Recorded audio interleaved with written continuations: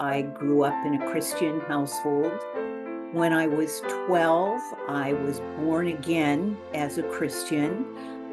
Well, I just couldn't quite believe that this God, who was supposed to be so loving, would have it that cut and dry.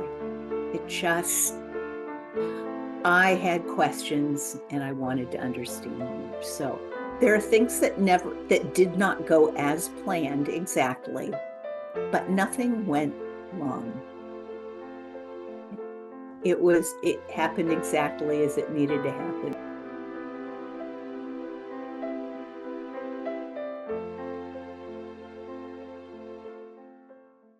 Sairam, dear listeners, thank you for joining Sai SOUL 100. Our guest today is Sister Trish Sneddon, who's joining us from Pennsylvania. Sairam, Sister Trish, thank you for joining. Sairam Piraba, appreciate your inviting me to give me this opportunity to share a little bit about Swami and my journey with him and his unconditional love. Wonderful. Please share your story. Yeah. Well, I think I'm going to start with how I came to Swami, and I'll give a little bit of background. Now, I grew up in California, and I grew up in a Christian household. When I was 12, I was born again as a Christian when I accepted Jesus as my sole Lord and Savior. And what moved me to that point was having a personal realization that God was so intent on proving to us that he loved us, that he, in the form of his son, was willing to die, to be crucified, to die an excruciating death, so we would be convinced. So that was the starting place. It's not where I stayed, although I continued with a number of teenage groups through my high school years and attended a number of different churches.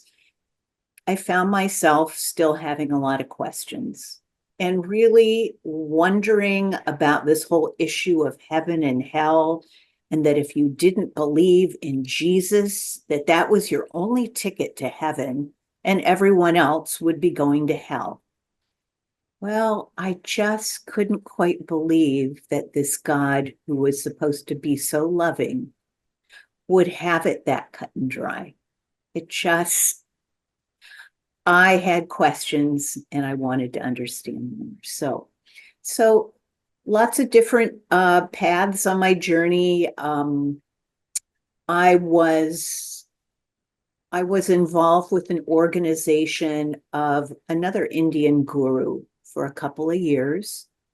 And I loved the kirtan. I loved the fact that it had a more universalist message. The organization itself wasn't something that I stayed with, but what I took away was knowledge of some of the Hindu concepts and vocabulary that, looking back, sort of felt like preparation for when Swami was ready to come talk with me directly. Well, fast forward, my mother died 23 years ago. And the reason I bring this up is that she was an ardent devotee of Sai Baba. Now, she lived out in California. I was living in Pennsylvania. I wouldn't get out to visit, but maybe once a year. And whenever we did, those last 7-8 years after she became a devotee, my dad had a company with a lot of people from India working for him, and there was a gentleman, and he and his wife became real good personal friends of my parents, and so they told them about Sai Baba and gave my mom the books, and she knew immediately this was everything she'd been looking for. So as her health deteriorated, I can remember her just laying on the couch, and she would be looking at Sai Baba's picture, and there would just be this glow around her. And she would lay there and close her eyes and meditate, and there was just such a sense of peacefulness around her. But I had no interest in him, not for myself. I'd already done the Indian guru thing, so it was been there, done that. I wasn't really interested in. So she passed away, and about a year later, my dad was getting ready to move, and I was out to visit, and he asked me what I wanted of moms to take with me. The words that came out of my mouth were not premeditated, and they surprised me as I said them. I said, all I want is all of Mom's Sai Baba books.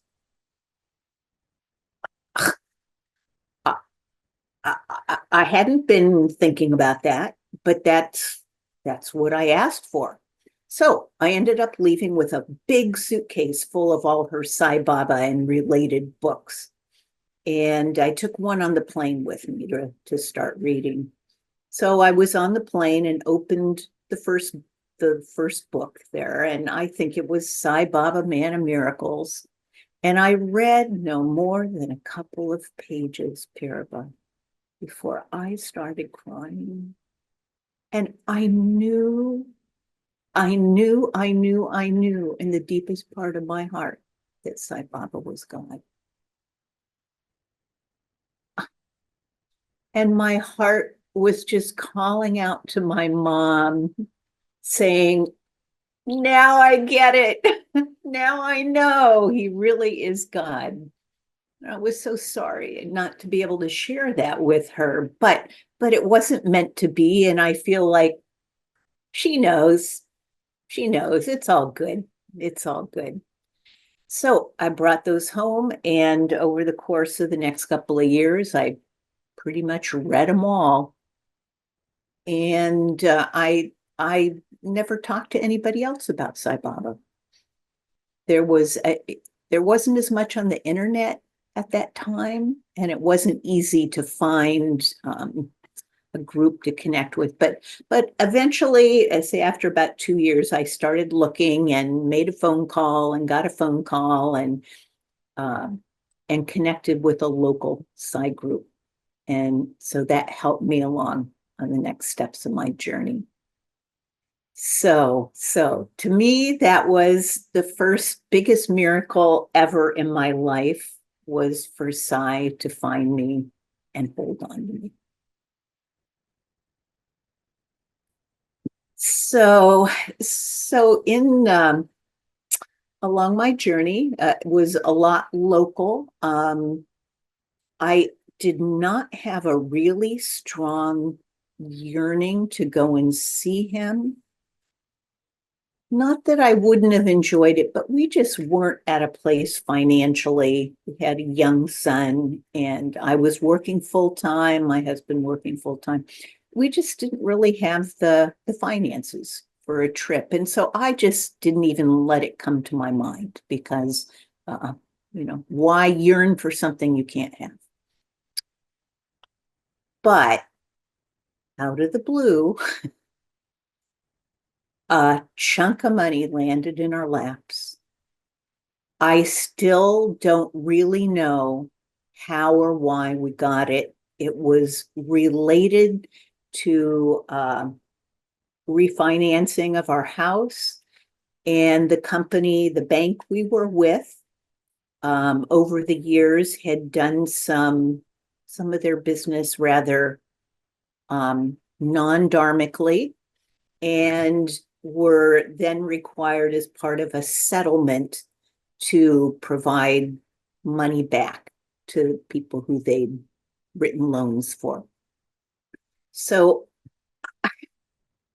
there it was. There was this chunk of money, and boy, there are a lot of things that we could do with it. And some of it we put towards the house, but there was still some more. And I just kind of asked my husband, for the fun of it, what would you think if we did a family trip to India? And he said, yes, that sounds really interesting. Wow. So we ended up planning this 3-week trip. I will just say Swami took care of all the details because there were lots and lots. You know, there are things that did not go as planned exactly, but nothing went wrong. It happened exactly as it needed to happen. So the one condition that my husband put on going to India was that at some point in the trip, he had to be able to play golf. So we did accommodate that. So, so we ended up in Puttaparthi over Christmas 2008. So my son Ozzy is 11 years old at that time, and my husband, who is not a Sai devotee, but my husband has always been incredibly supportive of my activities with the Sai organization. And he knows how much it means to me. So he lets me do what I want to do in that regard. So after we landed in Bangalore, we were heading right to Puttaparthi. That was going to be the beginning of our trip. So it was 5 days we were there over Christmas. And we had someone connected us with a taxi driver. We had a taxi take us to Prashanti. Just as we're coming up to the front gate, the driver yells at us. He says, "Get out, get out. Swami's car is coming." So we jumped out of the car, and there, just pulling up next to us, was Swami's car on his way out. And he looked at us, and we looked at him. And here it was Christmas time with just tens of thousands of Westerners there. And I felt like he had given us this special little opportunity, because otherwise we would just be one of those tens of thousands. And it was very special. So we got our car darshan. So we stayed at a hotel outside of Prashanti. And we were there through Christmas, which was just so wonderful. The best Christmas of my life. It wasn't about stuff and presents. It was about God and love. So that was very satisfying. So on the last evening, my husband was napping, and my son and I wanted to go for darshan. And because he wanted to go, he's 11, so he's a little too old to go on the women's side, but often they don't let young boys sit on the men's side by themselves, but we'll take chance. So he went to the gate on the men's side, and I decided I'm just going to wait there for him. I'm not going to go around to the women's side. So I'm waiting out on the pathway, and he goes in, and he was in for maybe 20 minutes or so. But I mean, I expected him to stay through the whole program. And then I see him coming out of the gate. And I walk up to him, and he is white as a ghost. He was sobbing, and he couldn't talk. He couldn't talk. So I just took his hand, and we walked around for quite a while. I'm gonna 15 or 20 minutes before he kind of pulled himself together, and we found a little spot to sit down on the ground. There aren't a lot of places around Prashanti Nilayam to sit down. There aren't benches around. It encourages you to keep walking. So we found a little spot. And when he could finally pull himself together, and I asked him what happened, he said that he was looking at Swami, and he could see this blue light stretching out around Swami. And it was a feeling of love. And then for a few moments, he saw Swami as Jesus. So, and then went back to Swami. And he was just so overwhelmed by the experience and the feeling of love. That was all he could handle. Who needs more than that? So in my lifetime, or my years as a Swami devotee, I have not had any of the big technicolor dreams that some devotees have. Or I haven't seen Swami show up next to my bed or something. I have not had the booty manifest in my house. But I had my son's experience. It was better than having it happen for myself because I would never been able to share it with him. It would not have meant to him what his experience meant to me. So Swami got two of us at the same time. So that was first major thing that happened in my life. Well, the first was my mother and then my experience with Ozzy. So for me, a lot of my day-to-day experience with Swami is just in the moments. It's not necessarily big things that happen, but he has just become so present in the moments. And when people ask me, well, what has he done for you? How do you know he's there? And I think of Swami talking about, well, you can only see the sun by the light of the sun. What I have received as a gift from Swami on a fairly regular basis is when I'm doing sadhana, and perhaps I've been pondering on a particular question. Often it's trying to explain something to myself or to figure out how would I explain this to someone else in words that would be comfortable for them. And I started getting, images or visions from Swami during sadhana. I would get an image that would sort of pull all the pieces together for myself. So for me, it was kind of like taking a formless concept and giving it form in a way that helped me to understand it. One that I wrote down and that I tried to draw out was what I refer to now as the I images. Swami started showing me these images of having a capital letter I with a small I inside of it. Okay. And it's like, see, that's what I need. That's what I need is that.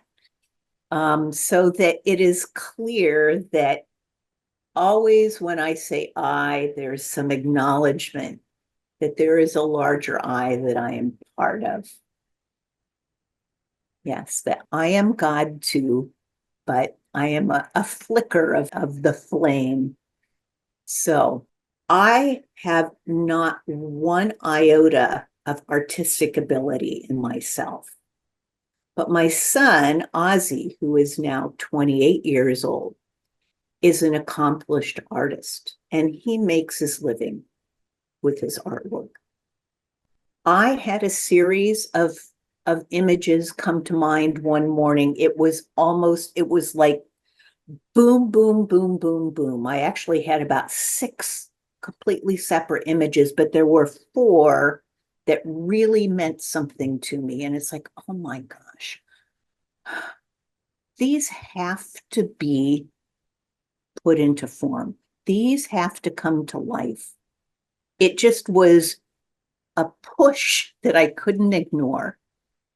So these paintings are from I, the big I with the small I in it, and it is collaborative between myself and my son. So the first one, I refer to this set of paintings as Mysteries of Myself, or the acronym m.o.m. So for mom, this particular painting is God is all names and every form within and beyond our thought. So in this particular painting, there are all these different necklaces around this figure. So the first necklace has kind of an infinity or third eye on it, and then planets and stars. Then the second necklace is meant to represent nature, earth, and it's a necklace of crystals. So sort of the fact that there is an energy in earth and all even inanimate objects. Then the next necklace is made out of flowers. So also representing the beauty of the world, also nature. But on top of that is the last necklace, and there are little symbols they're each a person. Rather than trying to make people with different color, different expressions, different clothing, he just did it very simply with these kind of symbolic people. And that all this is part of God. So the second painting, my title is Emerge. Days, years, lifetimes, and then merge. Bodies and personalities change, but the light of Atma remains the same. The dominoes all have the same pattern on them because it is the I am I. Inside, we're all I. That is the core. So we may wear a body, we may wear a personality that passes. Next lifetime. And we merge and we're back where we came from. Beautiful. The third painting, to help put into form, into an image, the idea that all religions are one. All names are one. And if you can see the painting closely, the light is a little bit different color coming into each person.